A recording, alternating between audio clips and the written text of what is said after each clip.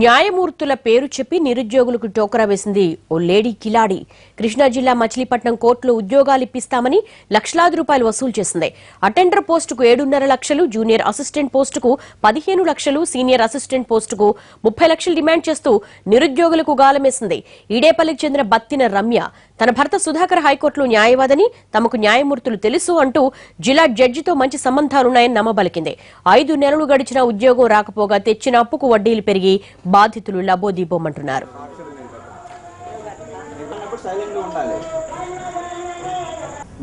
మా పేర్ల మీద తను ఇరుక్కోకుండా మా పేర్ల మీద జాయింట్ అకౌంట్ వేయించి ఆ జాయింట్ అకౌంట్లో మమ్మల్ని తప్పుగా చూపించడం కోసమే ఆమె మమ్మల్ని ఉపయోగించుకుని ఆమె ఇట్లా చాలా మోసపూరితమైన జాబులు ఇప్పిస్తా అని చెప్పి అందరినీ కూడా నిరుద్యోగుల్ని ఇక్కడ మోసం చేస్తుంది.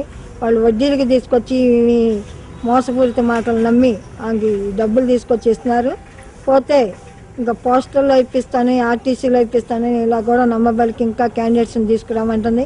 జూనియర్ అసిస్టెంట్కి 15 లక్షలు, మరి ఇంకా కూడా అటెండర్కి 7 లక్షలు అండి.